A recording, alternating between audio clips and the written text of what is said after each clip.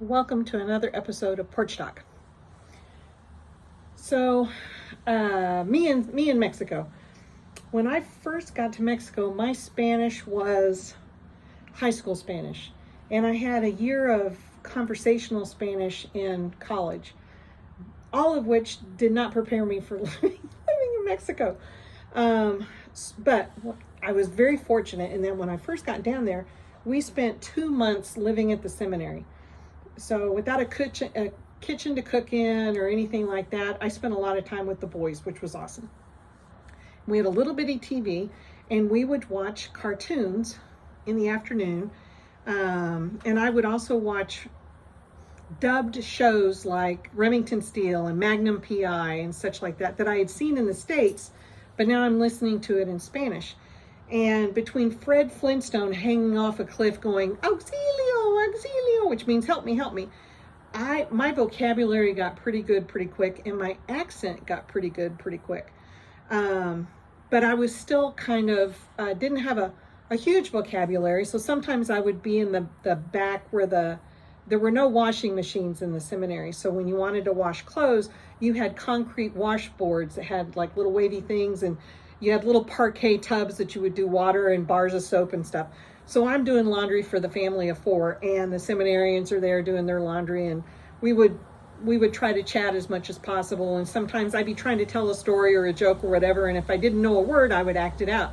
Like one time I needed the word for elephant, and I'd be like, what is the animal that has the nose that goes, like that? And they'd go, elefante. And I'd go, okay, an elefante walks into a bar or whatever. And so, but it became pretty good. And, but I didn't really go to town with it, let's say.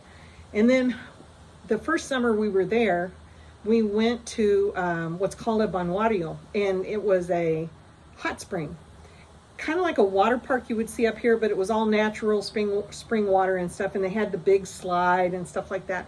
And we took the seminarians and my boys and put them in this huge Capri station wagon we brought from Texas down with us. And I mean, we're packed to the gills with people.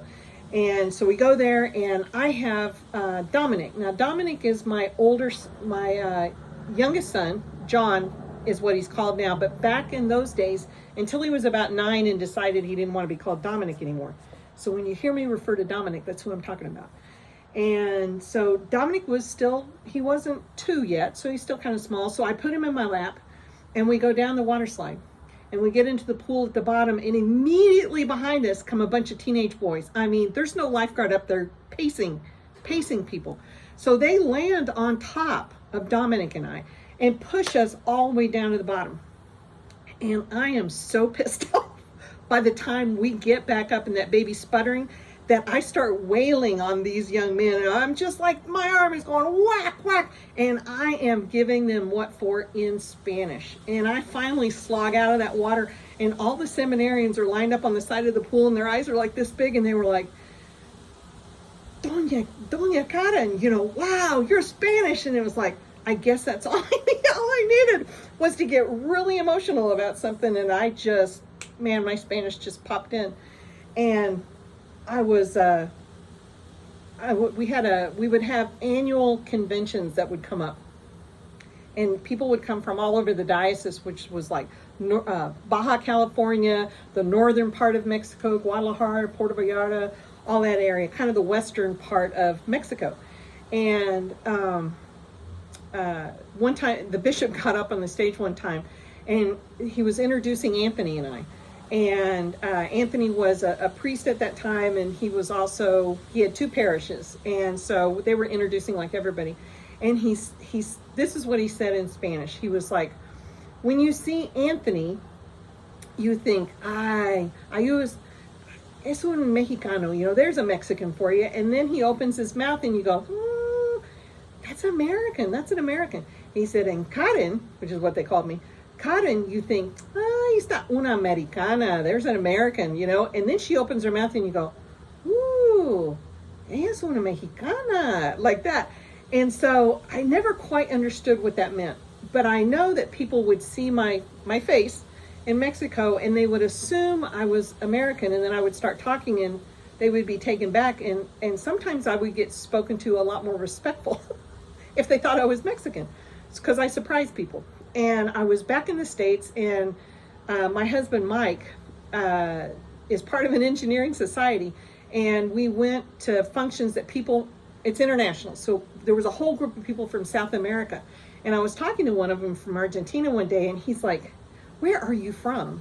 And I said, I'm from Oklahoma in the United States. And he goes, no. I mean, like, where were you born and raised? And I'm like, oh, all over, the U.S.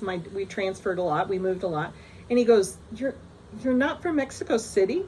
And no, I'm not from Mexico City. Why would you think I'm from Mexico City? And he goes, your Spanish is Mexico City Spanish. And I'm like, I've never even been to Mexico City. That's like telling somebody they have a New York accent and they're from Texas. And he goes, why do you have a Mexico City accent? And I went, I don't know. And he said, where did you learn your Spanish? And I said, I got some basics in school, but I said, when I came down, it was just, people I knew and watching, TV dubbed in Spanish, like shows I used to watch in the States. And he went, oh, that's why. And I'm like, why? And he said, because all those shows are dubbed by Mexico City actors. And I was like, really? Which explained a lot. Because I kept having people say, are you from Mexico City? Which always confused the heck out of me. But anyway, that's just a little bit about how I acquired my Spanish. So anyway, that's it for this Porch Talk.